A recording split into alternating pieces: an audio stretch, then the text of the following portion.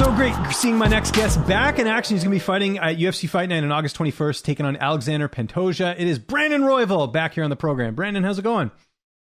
Good, man. How are you?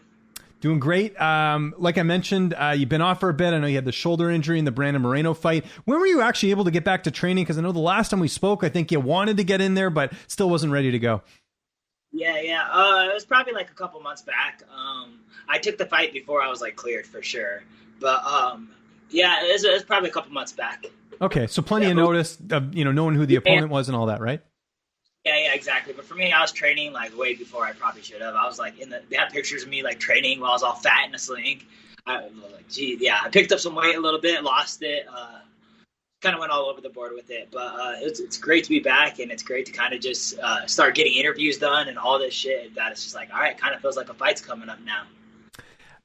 Was this the right amount of time off though? Like, are you glad to get a fight now, or would you prefer it a little bit later?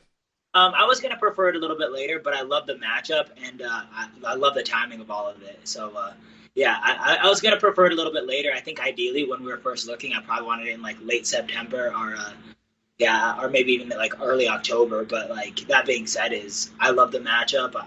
I ended up coming back way earlier than I expected to, and the doctor expected to.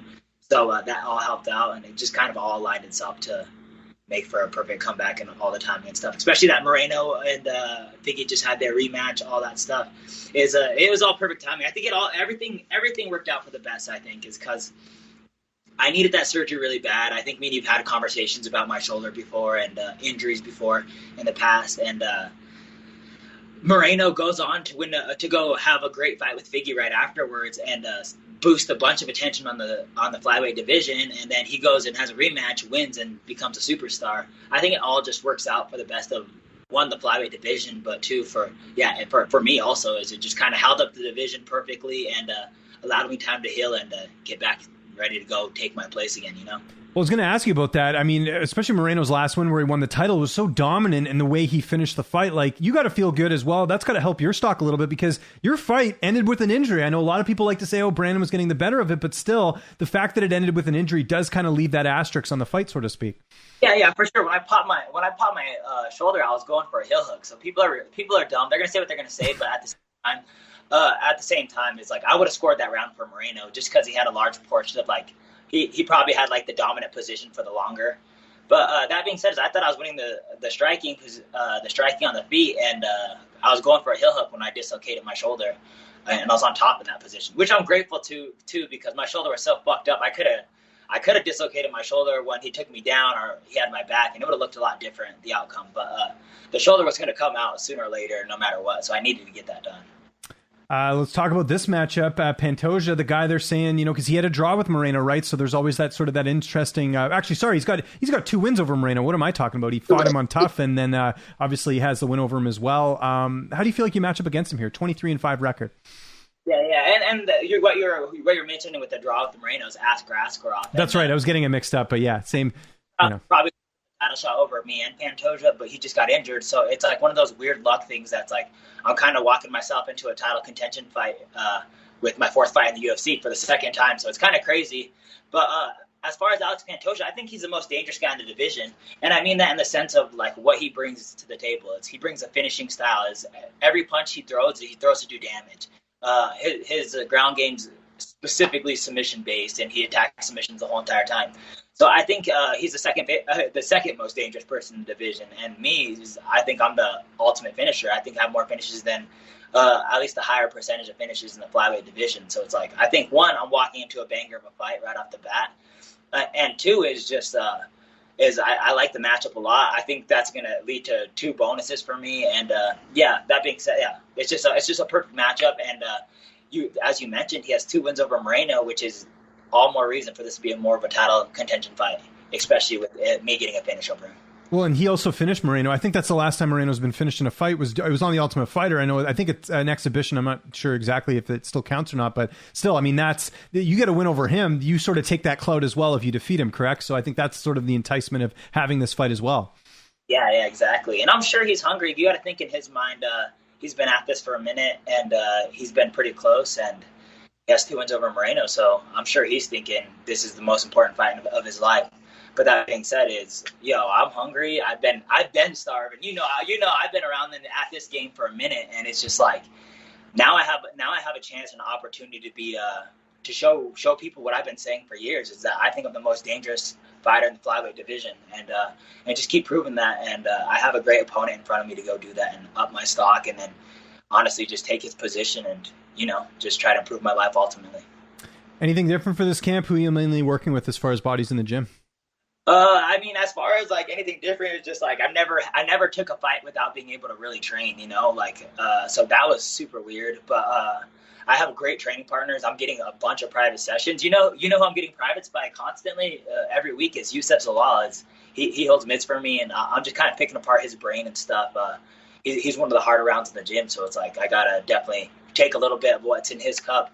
But one of my main training partners is I always want to give him a shout out. Is Clay Mata. He's the greatest because he impersonates fighters so well, man. He does such a good job at taking fighter style and all that stuff, and he adapted and making it his style. And that being said, he's a way better striker and a way better style than Pantoja will ever be. So it's a better look. It's a better striker, and then he does a lot of the same stuff, which is great. And he was my training partner for Kai Kara France and Brandon Moreno. He was doing the same Brandon Moreno, like, how Brandon Moreno fights a little. He was like doing that like mocking style, but like just trying to emulate him and everything in that aspect, not like disrespectfully, but just giving me that exact look. And what a great training partner to have, man. I couldn't thank him a lot. That's cool. Is he good at impressions as well too? Like, it seems like if he can actually mock someone's fighting style, he could probably like do an impression of them too. Who is that? Is Youssef Zalal is really good at that, and then we have Austin Jones. If you ever done an interview with Austin Jones, I know. I saw actually that night I met you was the same night I met Austin for Heinish's fight. Whatever. Oh yeah, exactly. Yeah, at that UFC. But that being said, he's the best in the gym. He's so funny. We have him go and do impersonations in the gym, mocks their exact style, everything. He's another one that they use him for a lot of looks, like for Anthony and stuff, because he does good at adjusting to styles, trying these things, and all that stuff. So it's a blessing to have that guy in his corner. He's so selfless. Both these guys as teammates. So it's so grateful to have these guys. You mentioned gaining a bit of weight from the injury, which understandable. How's the weight now heading into this fight? It's perfect. I've actually never been so light since I've been in the UFC, cutting weight. I have my nutritionist, Tyler Mitten, and we made weight 4 times last year, back to back to back. So it was kind of a crazy year, and my weight started to fluctuate really high, especially after the injury. So it was nice to kind of get back on track with him and all that. And it was nice to gain weight, man. It was nice to just not be a little scrawny all the time, man. I hear you. That's good. I imagine Mark will be in your corner. Who else will be making the trip with you as far as your corner? Yeah. So I have Jordan Chittone coming out with me and Scott Miller. But the cool thing about Scott Miller and Mark being in there, and Jordan's just a teammate that we grew up, we went up through the amateurs and all that stuff together. But Scott and Mark, I've been with since I was 16 years old. I've been training with them, doing jiu-jitsu under him, all their guidance for such a long time. So it's really cool and meaningful to have them in my corner too. Cool. How's the fight playing out on August 21st? How do you envision it playing out? It's either gonna play out me be super technical. It's like what we're planning for. Just a nice technical, pick them apart, and be smart. But I don't know. You know me, and when that bell rings, I kind of just rush things. So I honestly just want to feel it out, but mainly I kind of just want to fucking put it on him, man. I want to get it to finish, and I want to get performance fight of the night, all the shebang, bro. I've been out of commission for 9 months, so it's like I want it all, man. I want all the attention. I want that, you know what I'm saying? And I want to just make it undoubtedly that I'm the best flyweight in this division, and I'm coming from that belt. If I don't get my next shot, no matter what, I'm running over whoever's in front of me until I get there, Obviously, big implications with this fight. Do you get the sense that if you win, there is a chance you could get that rematch and it could be for the title? Because now we're hearing Cody Garbrandt might insert himself into this title picture as well. Yeah, no, that makes 0 sense to put Cody Garbrandt in the title picture at all. They'll definitely not do that. I get maybe the trilogy. I get waiting for Askarov a little bit too, depending on how bad his injury is. I'm not really sure what happened to him. But yeah, I think it's the only fight that makes sense if you want to switch it up and have something new. And that being said, man, you know what? That's a lie too, because Figgy and Garbrandt are just both 2 bangers. But it's I know for a fact me and Moreno are going to be a crazy fight. When I come back and I get my rematch or whatever it is when we cross paths again, I know it's going to be a crazy fight. I know it's going to be fight of the night, and I know that we'll live up to the fireworks that was promised before.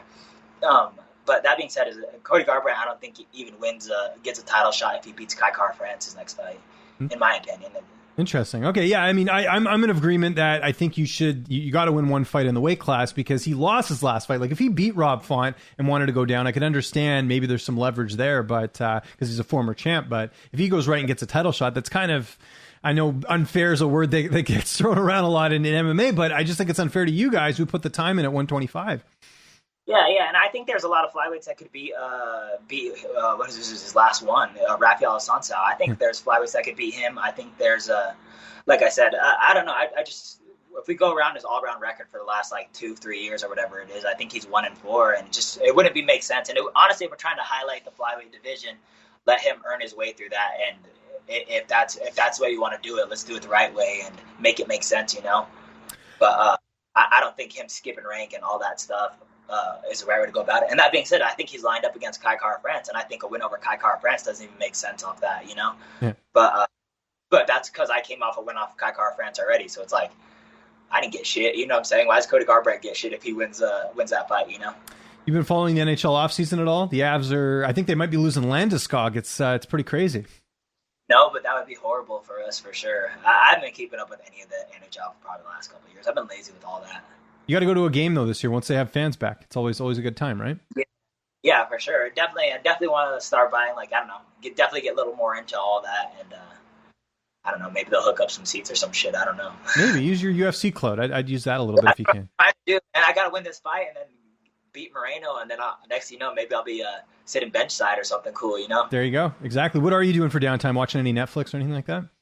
Yeah. I think I tell you, like, I go through this kind of a lot, but you've been like through 3 different times where I rewatched The Sopranos. I'm rewatching The Sopranos right now. Again, best show ever, and that new movie's coming out. I don't know if you saw The Sopranos movie. Yeah, that's exactly what I got back into. It's like, fuck it, I got to watch Sopranos again. So I'm getting back into that. But as far as that, man, the only free time I really have, me and the team go to the lake and stuff. And so that's pretty cool. We play spike ball and then do a lot of paddleboarding and stuff.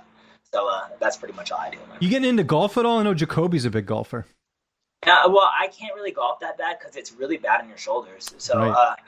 I've done I went golfing with them, but it was like the dumbest thing because I could only like hand putt and all that stuff. So it's like I'm just gonna save everything shoulder wise for my next couple of years for the UFC, and then I'll just, I don't know, retire my shoulder from there on out. Fair enough. Yeah. I don't want to waste any damage on any other sport yet. Yeah. What season of The Sopranos are you on? I just started it and I'm on the first season, I'm on the second season. I've been kind of cruising. Second and third are like 2 of my favorite seasons for sure. I really like the third season with Ralphie. Yeah. I got super into it as soon as I saw that new commercial. You know, another thing I've been doing is I've never read I guess like a sci-fi book, but I read The Ender's Game, or I'm in the middle of reading The Ender's Game, and that's a fucking great book. Cool. Good stuff, man. Yeah. We're looking forward to this fight. It's UFC Fight Night, August 21st. Brandon, anyone you want to thank? Any sponsors? Any social media you want to plug? Yeah, thank AP Glass all day, every day, man. The surgery, all that stuff, I probably would have been comfortable with any of that time off if it wasn't for them. So AP Glass everywhere, man. They're a big Colorado company, man. Make sure to subscribe to the LowKick MMA YouTube channel for all the latest news, event previews, and interviews with some of the biggest stars in MMA.